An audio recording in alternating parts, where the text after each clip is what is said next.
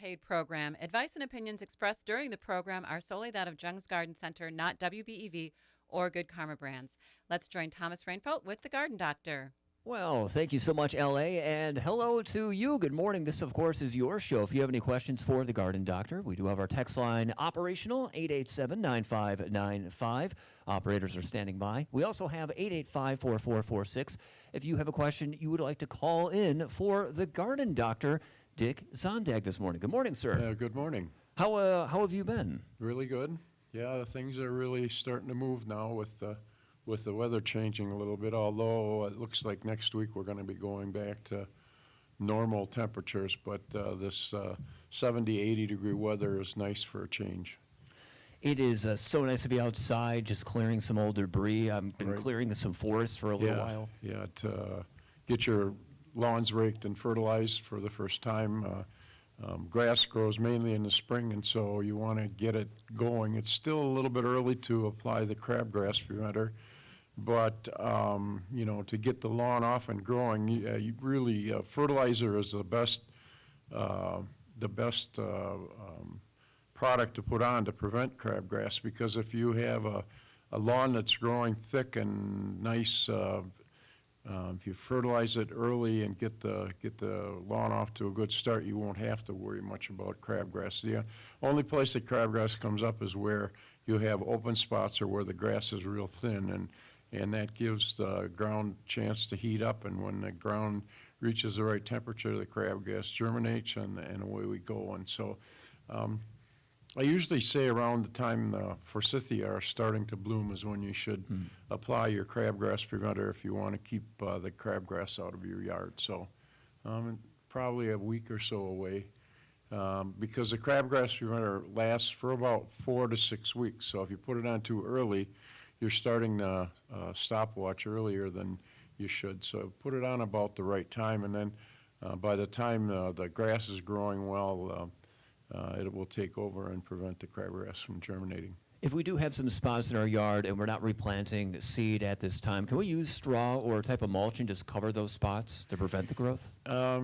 If you're going to put seed down, put the straw over it. That keeps we're hitting a dry spell now where things are drying out, and when you're planting grass seed, the only thing that really kills grass seed is to have it start to germinate and dry out. And so if you've got open spaces in your lawn and you want to get them grass again, now's the time to rake those bare spots up to get some loose soil, and then put the grass seed down, roll it, and then put the straw or hay or whatever you've got on top of it, and that prevents the drying out process. And then you water, if it's like this outside, daily, to keep that soil moist, and you'll see in 10 days to 2 weeks the annual rye starting to come up, and then about a week later then the bluegrass starts coming up, and so that'll get your lawn off to a good start. And then fertilizer on established lawns just really keeps it nice and green and keeps the weeds out. And if you do have dandelions and creeping Charlie and things like that, I usually wait until they start to grow, which means probably the first part of May. That's when they're the most susceptible to the broadleaf weed killers. And then you apply that, and you can get weed and feed, but I prefer to put them on separately, because then you can time the fertilizer when it should be on, and then you can time the herbicides when they should be on. Well, we have a lot to cover with today: onions, potatoes, what you can and cannot do in your garden right now. But let's cover some of the other topics. Of course, the bare root room still has a little supply. Yeah, the bare root room has still got a good supply of most of the fruits and ornamentals that we sell in the bare root room, and our people there are knowledgeable in plants that they can suggest for different situations. If you've got a shady area, they know the plants that will work there. If you're looking for a certain kind of apple, they'll know exactly which variety to pick. And now's the time to get your bare root in, because even though we're going to have some cold weather, as long as you have the roots in the ground, they're the most susceptible to the freezing and thawing. And so once you get those roots in the ground, they're pretty well on their way. And that way, you have some cool weather where the roots are not under a lot of pressure to feed the top of the tree.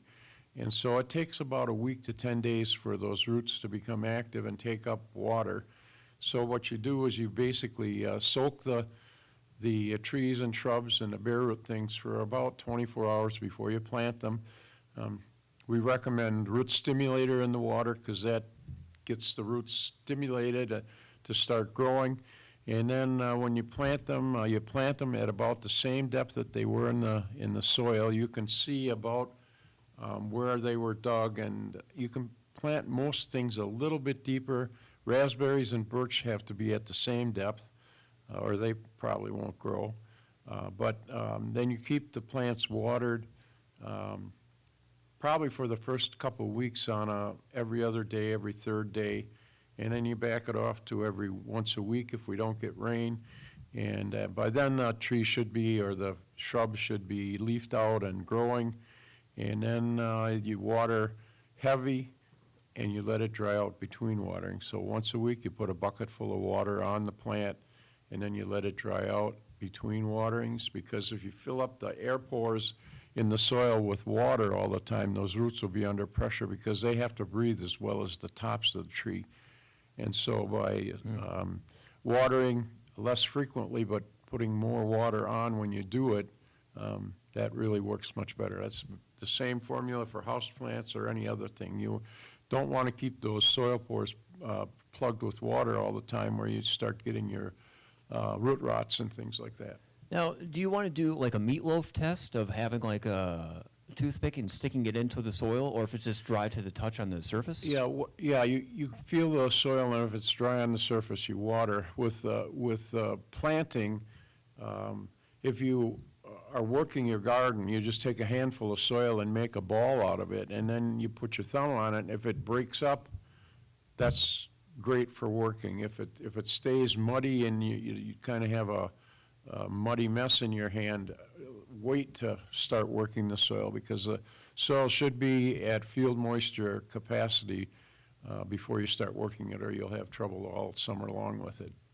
Well, I was checking out the Garden Doctor on YouTube, and shout out to your makeups team because you look great. And within the last week, you released 2 different videos, starting begonias and grafted vegetables. Yeah. And we've done probably 4 or 5 more since then. You know, we're trying to get a library of different things that you can do, how to do different things, so that if you go on the Garden Doctor channel, you can get there by just putting Garden Doctor in the search on YouTube, or you can go get at it through our website at jungseed.com, and then you just go to the field that has the Garden Doctor on it, and you just click on that, and that takes you right to the YouTube. But we're trying to get a library of things so that if people have questions about what they should be doing, trimming, or how to do a raised garden, what to plant now. We're going to be doing several videos on growing potatoes. Lots of different things that we're going to be trying to have so that if you're a visual learner, that we'll have that up and running. Absolutely. You also mentioned that we have a new shipment of pottery arriving at Jung's. Yeah, we have a new shipment of Michael Carr pottery. If you're looking for some ornamental large pots or even smaller pots, we just received them, and so we have the widest selection of different colors, and they're just a ton of different designs, and so you should be able to find what you want in there. And they're relatively well priced, so that if you want to get some large pots for the front entrance, you fill them half full with rocks, and then you just have about a foot of soil in there. You can plant almost anything, and it'll grow and do well. And for just a general question on the containers that we grow plants in, is there anything we need to be, is there any sort of pots or containers we should not be using when we're planting? No. The big thing with containers is to make sure that you have holes in the bottom so that the excess water can drain out. So if you overwater something, that excess water can leave the pot so you don't get the root rot. So, like I said, when you water heavy and then you let it dry out between waterings. And with hanging baskets and some of the containers, if they're out in the sunlight, you probably are going to be watering them every day. But, if you're in the shade or if you've got a large container and it doesn't dry out as fast, it's not in the sunlight, then you should be feeling the soil to see if it's moist. And if it's moist, just let it and then water the next day. Speaking with Dick Zondag, the garden doctor from Jung's Garden Center. If you have a question, you can always text 887-9595 or call 885-4446. Dick, I have some very sad news. So I told you, I told Leah I was starting some tomatoes by seed. Okay. And I probably planted about 40 or so tomatoes and some strawberries as well. And it's been a week, and I don't have a single sprout. I have nothing. Really? And I've everything I did with the chard, I pretty much replicated for the tomatoes. I added the bone meal in the soil, extra calcium. I had warm floors to heat up the soil to about 50 degrees. I had humidity at first, and then I had the mold problem, so I removed that to get some more circulation. And I've been watching the watering, but nothing has happened. See, I don't think you had mold problems. I think it sounds to me like you had a lot of fertility in the ground, and that when you water, that tends to make a layer on top that looks white, and I think it's probably a salt buildup rather than mold. Well, if I have a salt buildup, that explains why nothing would be growing. You're right. So with starting seeds, you really don't need to add the lime and the fertilizer until they start to grow. You just start with a peat-based growing mix or seed starting mix. You moisten it, you put it in a container, you put that container in a plastic bag, you put that in a warm spot where the soil gets warm. When the seeds start to pop up, then you take them out of the plastic bag and let them grow, and that's when you can start fertilizing them. Tomatoes should pop out of the ground in 3 to 4 days. I mean, they'd come up almost immediately, like with the cabbage and cauliflower. They also germinate in 3 or 4 or 5 days. So peppers and eggplant and some of the flower seeds take a week to 10 days under optimum conditions. But yeah, tomatoes are pretty easy. Well, not for my brown thumb, apparently. So let me ask you this: Is it too late for me to try and start right now? If I go back home, I can still start some. There's plenty. We're still seeding tomatoes for late crops. We're shipping out a lot of tomatoes from our greenhouse through the mail to the south now. And in fact, we were in the greenhouse videotaping this morning, showing people how we start the plants, how we put them in containers and send them out through the mail. So, no, it's there's still plenty of time to start tomatoes and any of your cole crops like cabbage, cauliflower, broccoli, Brussels sprouts. Any of those things can still be started. Peppers and eggplants and those sorts of things, you can still start them. They're probably going to be a little smaller than you would normally want to plant them, but they're still better to get them started now. Either that or, we'll have a great supply of those plants in the garden center probably in 2 to 3 weeks. I mean, they're in the greenhouse right now growing like crazy, but it's really too early to get the plants, because if you would buy them now and then keep them indoors, they probably start to stretch and they'd be pretty leggy when you put them in the ground. So I think the last week in April is when we start selling the vegetable plants, because then you don't have to really worry too much about the frost. And if you do get a light frost, you just throw an old blanket or an old sheet or piece of plastic over them for the night, and there's enough heat stored in the soil that a light frost is not going to hurt the tomatoes at all. So this is definitely going to come up when we start talking about planting potatoes a little bit more. But one thing that I'm always concerned about, especially with the seeds, is the proper depth to plant a tomato seed. And I think for these were best boys, and it was 1/4 of an inch. And I created like a little well, and I just kind of dropped them in there, and I sprinkled a little soil on top. But I'm really just going by eyeball. I have no actual idea how deep it is.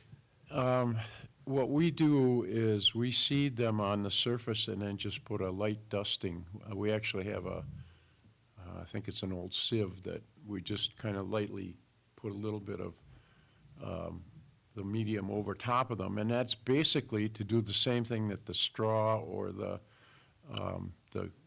hay does for grass seed, but you do it thicker there because it's going to take longer for that grass seed to germinate than it does for tomatoes and some of the other things, because they come up so rapidly, especially if you've got plastic over them and heat under them, that, like I said, in 3 or 4 days, you should be seeing the seedlings starting to push out of the soil.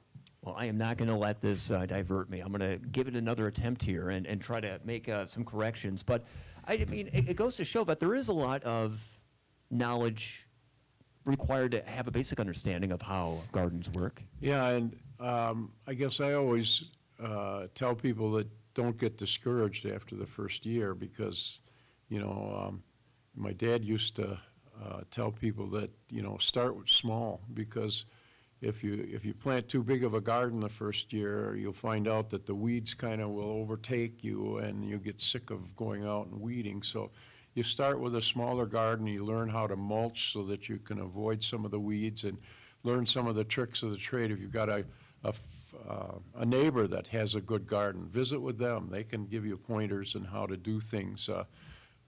Like I said, we're going to be doing videos like crazy over the summer on how to prune your tomatoes, get them up off the ground so that they don't get the diseases as fast as they do when they're trained on a trellis or on fencing. You can train tomatoes on almost anything. The more you do it, the better you get at it, the more you enjoy it. It's always nice to go out in the garden. I'm starting some peas now for my raised bed garden. I'm going to have some trellises out there that I can train the peas on. So I have snow peas and some of the sugar snap peas for maybe a month or a month and a half from now. But with peas, you have to start them early because they don't like the hot weather. The more you do it, the better you get at it, the more you enjoy it. And there are so many videos on YouTube. I mean, I'm getting a late start, but we have a whole host of customers out there that we're hoping will join in and like what we do, so that we get a higher priority on our channel, so that people will see them and enjoy our products. Well, I'm excited to start talking about potatoes, but first, the following is a paid program. The views and opinions expressed are solely that of Jung's Garden Center, not WBEV, ESPN, nor Good Karma Brands. I'm wondering, Dick, this time of year right now, middle of April, can we take off that leaf layer of mulch that we might have on our garden or on some of our other crops? It's getting very close to uncovering. In fact, I did a video yesterday on uncovering roses, because the roses are starting, if you've got, especially if you've got them under a rose cone, they're probably growing underneath that rose cone now. I used the cylinders and put the mulch in around them, and I uncovered about a half a dozen of my roses. I didn't do them all, but it looks like of the 6 that I uncovered, one looks a little sick, but it's still got some green, but the others came through with flying colors. And, the way I do it is I take that rose cylinder off and shake the mulch out from around the crown of the plant, and then I go in and I prune out any of the small twigs, anything less than a pencil size, and then I prune the other twigs back to where the green meets the brown, because if it's brown, it's probably winter killed. And like I said, 5 of the 6 roses that I uncovered came through with flying colors. And then I fertilized them because roses are heavy feeders. They take a lot of work, at least the hybrid teas, the grandiflores and the floribundas, the ones that you use for picking. You want to fertilize those right away so you get them growing, and you'll enjoy the flowers probably by mid-June. Well, this time of year, this week, focusing on some of the things that we can actually do in our garden, is this the time to start planting our onions and potatoes? Potatoes and onions can be planted now. I planted some of the onions in my raised bed garden 3 or 4 days ago. And you just plant them so that there may be an inch in the ground, because the growing point is in the middle of that little finger-like plant. And I think that if we're going to get cold weather, I might take something and cover them up for the first couple of weeks now. But by getting them in the ground, you have a chance for them to root. You also want to fertilize them, because onions are heavy feeders that have very poor root system, and so they can't go deep into the soil and get the nutrients that they need. So you want to put some bone meal or a fertilizer that has some nitrogen but has phosphorus and potassium in it. Before you plant the onions, you work it into the soil, and then you plant the onions, and you water it in, and they'll just grow like crazy, because the bigger the more foliage you have on the onions, when they receive the signal to start bulbing up, you'll get much nicer onions by having them in and established and growing really well. If you plant them, your soil is marginal in nutrients. You may get maybe half the size of a tennis ball, but if you do it right, water them when they get really dry. A lot of people have a bleeder hose, or one that just leaks water on the plants on a regular basis so that they do grow and grow well. Potatoes, they say plant them on Good Friday. Well, this year Easter was really, really early, and I don't think many potatoes were in the ground on Good Friday, but now you can plant them. And depending on whether you use the indeterminate or the determinate type of potatoes, I'm going to be growing some in containers. I'm going to be growing some where I just put the potatoes on top of the ground and cover them with hay and straw, and I'm going to put some in the ground and see what does the best. Like I said, we're going to be making videos of all these, and so in the fall you'll be able to see how we do and what we did and how we did it, and see what comes out the best. But we have really good soil in Randolph, and we always have a good crop of potatoes. And there again, you want to fertilize them when they first start growing. And also uncovered my garlic, fertilized them so that they get off to a good start.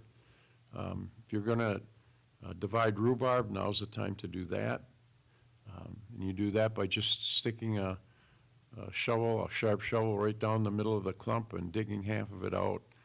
And you should probably be dividing your rhubarb probably every 2 or 3 years to keep it vigorous, and then fertilize it, because they also like to be fertilized, and you get much nicer stalks to make that rhubarb wine or rhubarb pie out of it. So lots of things you can be doing outside right now. I have some follow-up questions with potatoes, but first let's go to the phones, 885-4446, and we say, good morning, caller. What's your question for the garden doctor?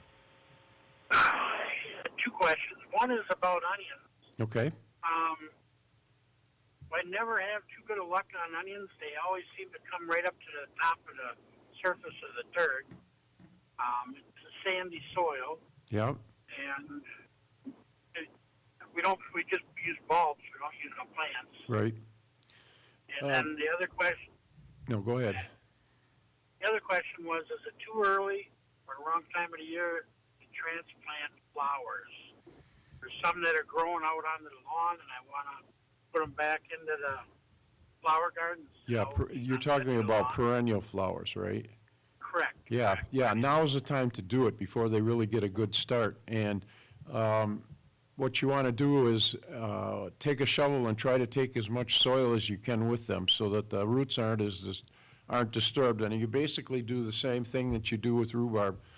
You just take the shovel and you go down in the middle of the clump, or if you're taking the whole clump, you can divide it up, but just take the shovel, take as much soil as you can with it, and then water them in good, fertilize them to get them off to a good start, and you'll have great success. As far as the onions are concerned, in a sandy soil, you have to keep fertilizing the onions because sandy soils do not retain fertility very well. The other thing is to work a lot of organic matter in the soil because the more organic matter you have in the soil, the more the soil will hold on to the nutrients. The other thing you can do with a sandy soil is mulch those onions. You do want to plant them shallow because they have a harder time bulbing out if they're surrounded by soil. So shallow planting is the way to go. But with a sandy soil, you have to water more often and more fertilization. With the onions, you want to take a variety that takes long days. Now, by using the onion sets, which are the little dried onions, those are more for the green onions. When I plant those onion sets, I put them quite close together and then take them out for green onions. And you can leave a few of them in, but they do not make the really big onions like you see in the stores. The onions that you get out of an onion set are usually a flat, round onion. They store really well, but they're not very sweet. Yeah. Yeah, we planted yellow and red ones. And right. One year they did really good, and last couple of years, nothing.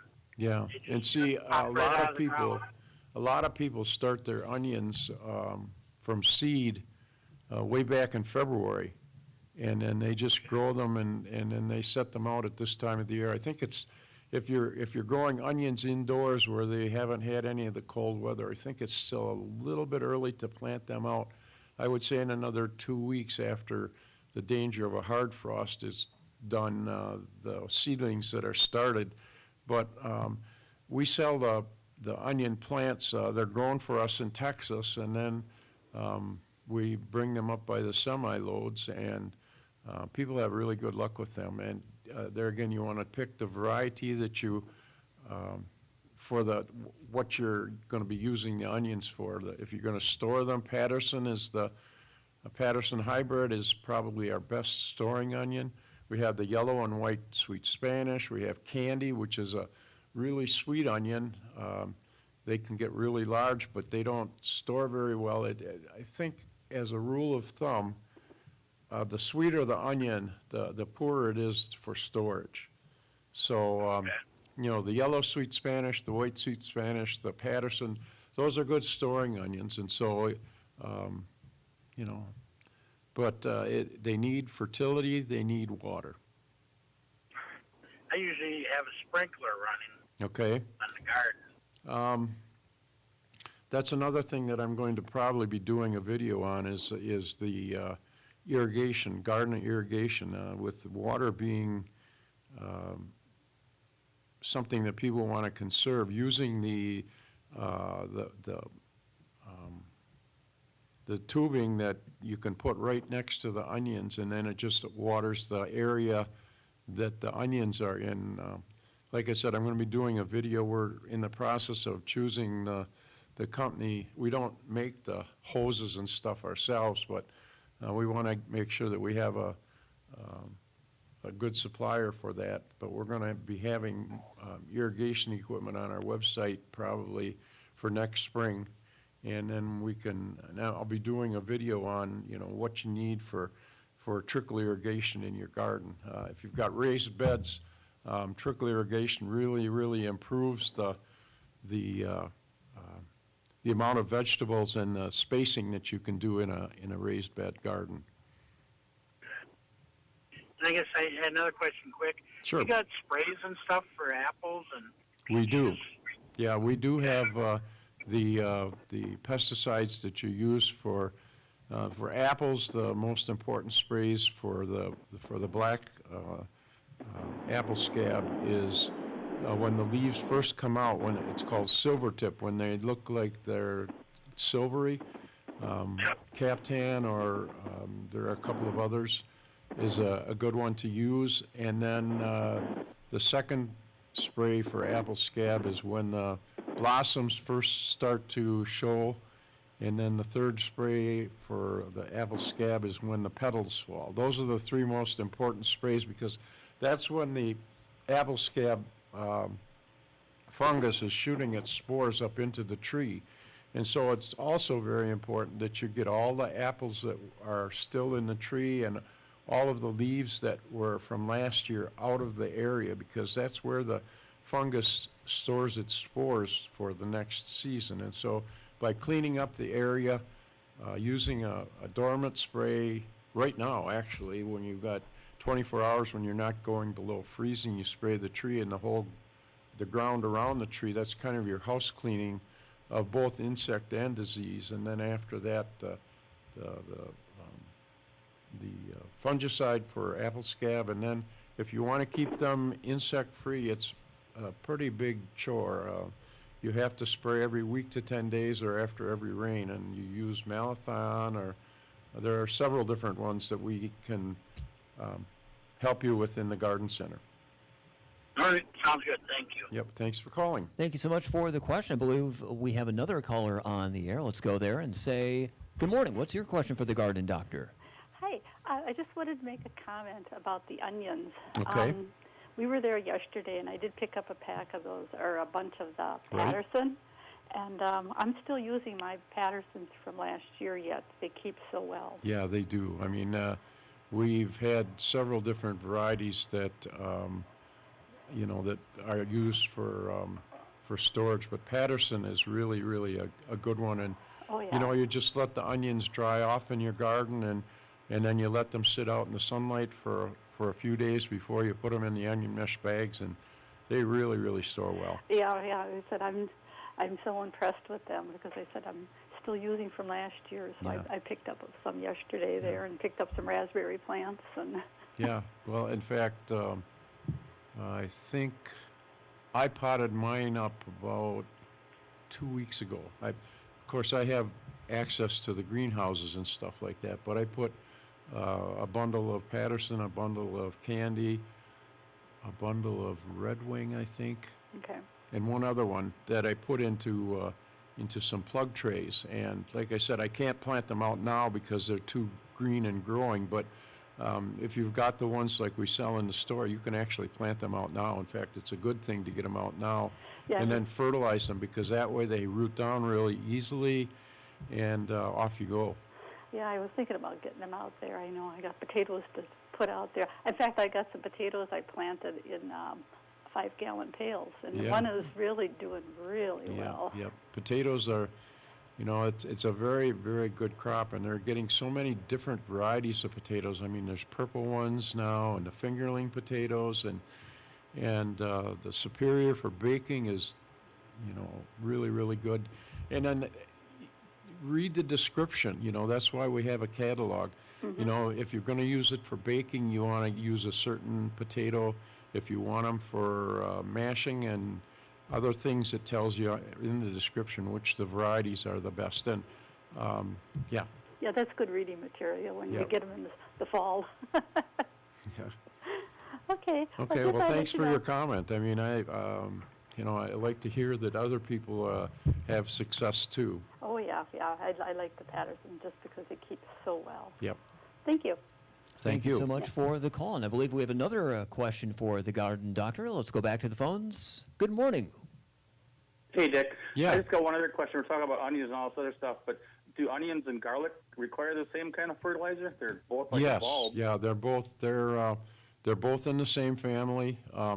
Garlic does better when you plant it in the fall, although there are some varieties that you can plant in the springtime. But the best thing to do is to plant them in the fall, like in late September, early October, and that way Yeah. they root down in the That's fall. what I did. And I planted it last fall. Yeah, and I was then- just wondering if you could use the same kind of Yes, fertilizer yeah, for the garlic. I know that you guys have the regular onion food. Is that something I can Yep. incorporate in the soil? Yep, that works really well. And I also top dressed mine with a compost too. So, you know, Okay. it's enriching the soil. And yeah, onions and garlic like the same conditions.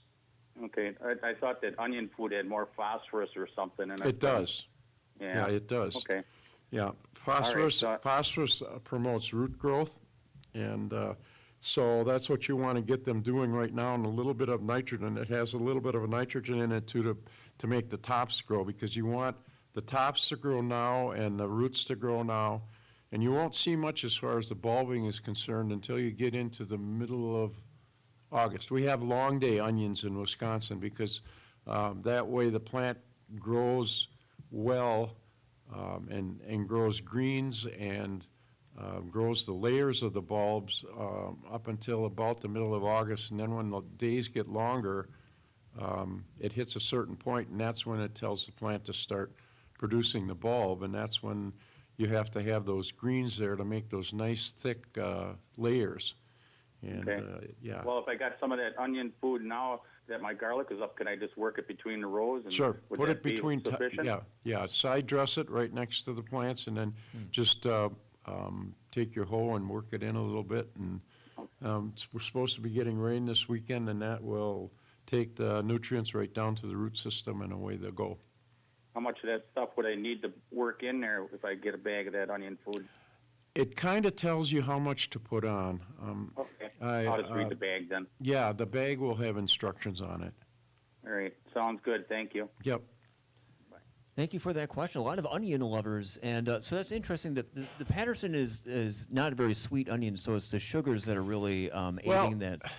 Actually, Patterson is not a real sharp onion, but it does get sweeter as it stores. So, the real sweet onions don't store well. Patterson is one that's kind of halfway between a sweet and a regular onion, but it really stores well. And like I said, as the onion stores, more of the carbohydrates are turned into sugar.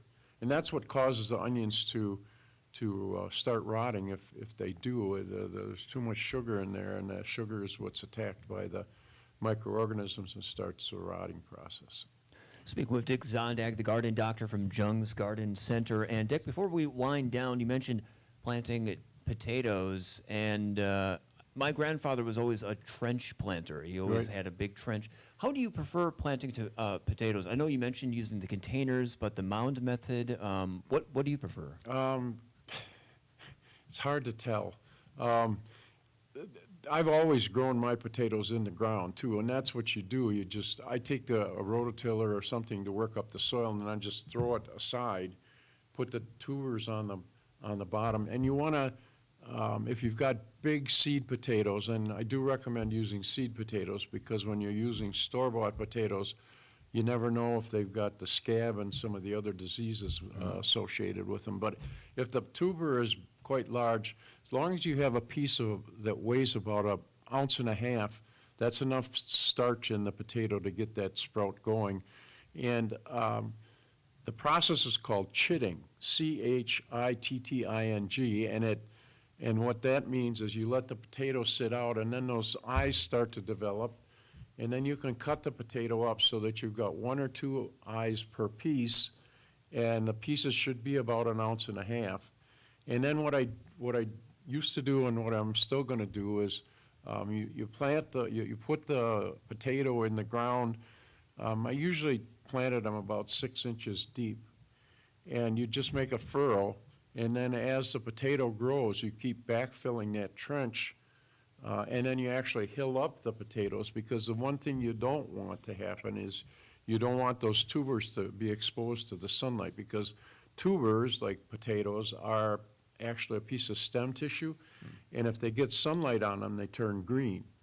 And the green part is somewhat toxic. And so if you've got a green potato, you've got to take that piece off, because it is somewhat toxic. And so the way you get around that is you keep those tubers covered. And if you're growing them in straw, you want to keep the straw mounded up around them too, or, whatever you're using, compost or mulch or whatever. You don't want the tubers exposed to the sunlight. And the way you can tell when a potato is about ready to be harvested, or you can start taking potatoes off, is when they start blossoming. They'll have a blossom. I usually wait until the vines die, and then you dig them up, and usually have nice big potatoes. Well, I think we've got time for one final call for the garden doctor. Going back to the phones. Good morning. What is your question for the garden doctor? I was wondering how the method is to plant parsnips. Parsnips are kind of like carrots. One of the things you have to do with parsnips is You can turn down the radio or parsnips are one of the caller. few seeds that do not store very well. We have to have fresh parsnip seeds every year. And so if you've got parsnips that you bought last year, probably the germination will be about 10%. So you have to get So I'll get some new seeds. you have to get new seed every year, and you plant them just like carrots. You plant them maybe a half an inch to 3/4 of an inch deep. I always, with the root crops, I always put a few radishes to mark the row so I can keep the weeds Right. down until the parsnips start to come up. But with parsnips, you have to have new seed every year. Oh, okay. And do they come in a tape, like you could just bury that disposable tape in there? I'm not sure, I don't think so, but we're trying to locate a machine that'll do tapes, because we've got a That'd lot be of really different awesome. seeds that we'd like to put in tapes, because, boy, people that have tried seed tapes never go back. We have a lot of carrot customers and a lot of, They love them to death, huh? yeah, and Swiss chard and some of the other Oh, things that that's we've a- embedded yeah, in that the. vine seed, that, like dill and Yeah, I mean, there's lots of things that you could embed Do in with that seed tape. And the reason I think it works well is that the seed tape is kind of like tissue paper, and when you moisten it, the paper stays wet around the seed long enough for the seed to germinate. So right. we can right. talk about Now, seed tapes again maybe next week. Okay. If that'd be awesome if you came up with that. And the other thing I'd like to know, I don't know if you can or not. Can you grow an olive tree in Wisconsin? No. Oh, you Olives are Mediterranean. Olive tree, the only olive tree that you can grow is Russian olive, and that's more of a windbreak tree. It doesn't have edible olives on it. The olive trees, the olives that you eat from the store come from Israel and Spain and places that are really, really hot. Now, what method do you have to do on that? So what about a mustard tree? Same thing. That's a Mediterranean thing. That's a matter. yeah. Because they said that mustard seed is smaller than the naked eye in Essa, but look at how big that tree gets. Yeah, you're That's referring to awesome. a Bible reference, and that type of a mustard seed would not last in Wisconsin. Well, thank you so much for that question, caller. And Dick, as we wind down, 7 different locations for Jung's. So much Right. more to talk about, so much to do in the garden. Where can people find you around the area? We have the store in Randolph. We have store hours Monday through Saturday, 8 to 5. We're closed on Sunday in Randolph. The other store hours in Madison, Stoughton, Stevens Point, Appleton, 8 to 5 Monday through Friday, 9 to 4 on Saturday, and 10 to 4 on Sunday. Well, Dick, it's been real. Thank you so much. I cannot wait for next week and asking about seed tape. And that will do it for today's edition of The Garden Doctor. The proceeding was a paid program. Advice and opinions expressed during the program are solely that of Jung's Garden Center, not WBEV or Good Karma Brands.